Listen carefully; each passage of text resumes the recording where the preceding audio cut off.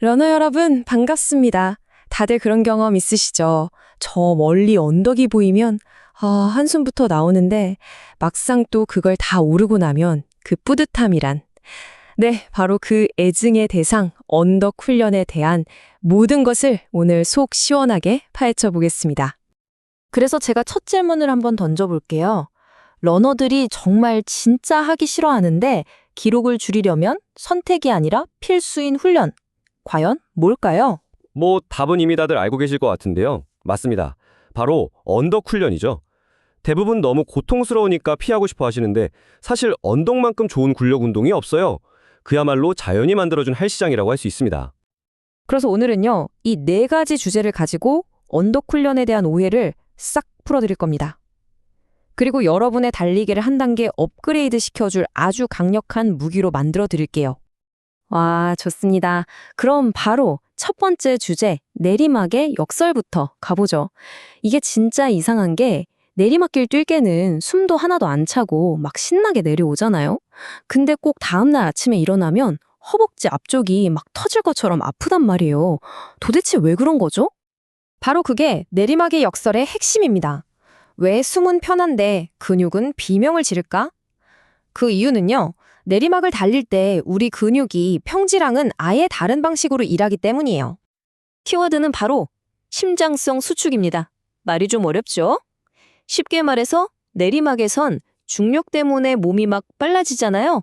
이때 우리 허벅지 앞쪽 근육이 그냥 확 쏠려 내려가지 않게 꽉 잡아주면서 늘어나는 거예요. 자동차 브레이크처럼요. 계속 브레이크를 밟으면서 내려오는 거죠. 자, 헬스장 생각하면 바로 이해가 됩니다. 오르막은 역기를 끈차 하고 들어 올리는 거랑 같아요. 근육이 짧아지죠? 반대로 내리막은요, 아주 미거운 역기를 버티면서 천천히 내리는 동작이랑 똑같습니다. 근육이 길게 늘어나면서 버티죠. 바로 이 버티는 과정에서 근육에 보이지 않는 미세한 상처들이 생기고 이게 다음날 우리를 괴롭히는 지연성 근육통, DOMS의 주범이 되는 겁니다.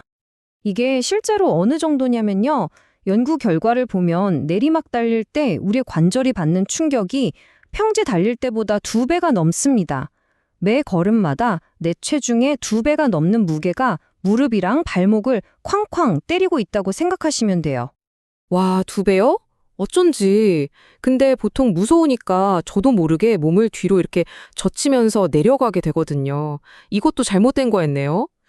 그거 정말 위험한 습관입니다. 몸을 뒤로 젖히는 순간 그 모든 충격이 어디로 갈까요? 전부 다 무릎으로 꽂힙니다. 그야말로 무릎파괴 자세라고 해도 과언이 아니에요. 자, 그럼 올바른 자세는 뭐냐? 딱 4가지만 기억하세요. 첫째, 몸을 경사면과 수직으로 세우세요. 둘째, 무릎을 살짝 굽혀서 다리 전체를 스프링처럼 쓰는 겁니다. 충격을 흡수하도록요. 셋째, 보폭은 줄여서 발이 몸보다 너무 앞에 나가지 않게 하고요. 마지막으로 케이던스, 즉 발을 구르는 횟수를 높여서 마치 자동차 엔진 브레이크 쓰듯이 타다닥 가볍고 빠르게 내려오는 겁니다. 이게 가장 안전하고 효율적인 방법입니다. 와, 내리막은 이제 확실히 알겠습니다. 그럼 반대로 오르막은요? 오르막은 그냥 허리 푹 숙이고 으쌰으쌰 하면서 올라가면 되는 거 아니었나요? 다들 그렇게 뛰는 것 같던데? 바로 그 인사하는 자세가 러너들이 가장 많이 하는 실수입니다. 허리만 굽히면 어떻게 될까요? 일단 가슴이 눌려서 숨쉬기가 힘들어지고요. 더 중요한 건 우리 몸의 가장 큰 엔진인 엉덩이 근육을 전혀 쓸 수가 없게 돼요. 네, 맞습니다. 그러니까 힘은 힘대로 들고 정작 중요한 근육은 훈련이 안 되고 나중에는 허리 통증만 남는 정말 최악의 자세라고 할 수 있죠. 효율적인 오르막을 위해서는 이 4가지를 꼭 기억하셔야 합니다. 허리가 아니라 발목부터 몸 전체를 하나의 막대기처럼 기울여서 일직선을 만드시고요. 시선은 발끝이 아니라 저기 전방 2m에서 5m 앞을 보세요. 그래야 기도가 열립니다. 보폭은 짧게, 그리고 팔을 앞뒤로 힘차게 쳐서 그 추진력을 보태는 겁니다. 오르막 달리기가 왜 최고의 저항 훈련이냐면요. 말 그대로 하체 근육을 종합적으로 다 쓰게 만들거든요. 엉덩이 근육으로 몸을 위로 뻥 밀어 올리고 허벅지 근육으로 무릎을 번쩍 들어 올리고 종아리로는 마지막 순간까지 땅을 박차고 나가죠. 평지에서는 결코 얻을 수 없는 아주 강력한 자극입니다. 알겠습니다. 원리는 이제 이해가 되는데 그럼 이걸 실제 훈련에 어떻게 적용해야 할까요? 부상 없이 효과를 보려면요. 그냥 무작정 동네 언덕을 계속 오르내리면 되는 건지 아니면 가끔 듣는 언덕 스프린트 같은 건 또 뭔지 좀 헷갈리더라고요. 아주 좋은 질문이에요. 언덕 훈련에도 목적에 따라 종류가 다릅니다. 말씀하신 언덕 스프린트는 짧은 언덕을 전력 질주하는 건데 이건 순수한 근력을 키우는데 아주 효과적이죠.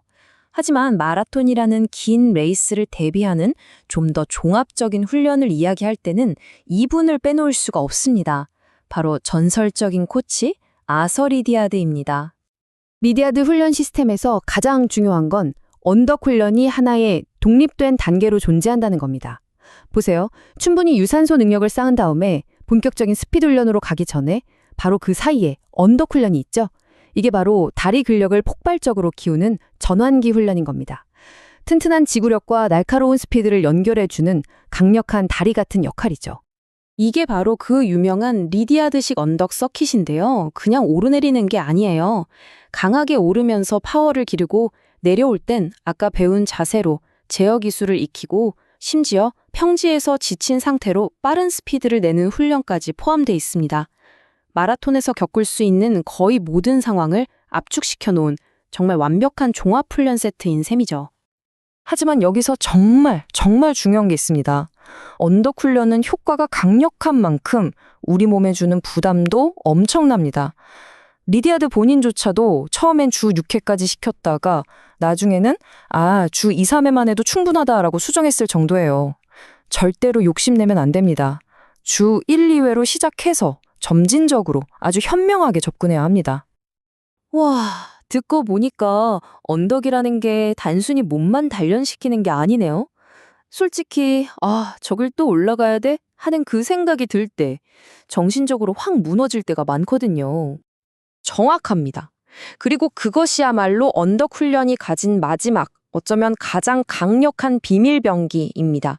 언덕이라는 그 의도된 스트레스 상황을 이겨내는 과정 자체가 마라톤에 필요한 그 어떤 것보다 강인한 정신력을 길러주는 최고의 훈련이 되는 거죠. 이 표를 한번 보세요. 이게 어떻게 연결되는지 명확하게 보여줍니다. 훈련 때 언덕에서 그 고통을 이겨낸 경험이 있죠? 그게 마라톤 30km 지점에서 만나는 그 벽을 넘게 해주는 회복 탄력성이 됩니다. 내 힘으로 저 높은 언덕을 정복했다는 기억은요, 레이스 후반에 언덕이 나타났을 때, 또 나왔네가 아니라, 왔구나, 해볼만 하지 하는 자신감으로 바뀌는 거죠.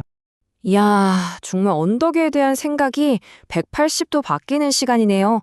정리해보면 내리막 기술을 제대로 익히고 오르막에서 폭발적인 힘을 기르고 이걸 현명하게 훈련 계획에 넣어서 결국에는 그 누구도 깨트릴 수 없는 강한 멘탈까지 만드는 것. 이게 바로 언덕 훈련의 전부군요. 그렇습니다. 이제부터 여러분 앞에 나타나는 모든 언덕을 한번 다르게 바라보셨으면 좋겠습니다. 그 언덕은 여러분의 앞을 가로막는 거대한 장애물일까요? 아니면 어제의 나보다 더 강한 나를 만들어줄 최고의 성장의 기회일까요? 선택은 이제 여러분에게 달렸습니다.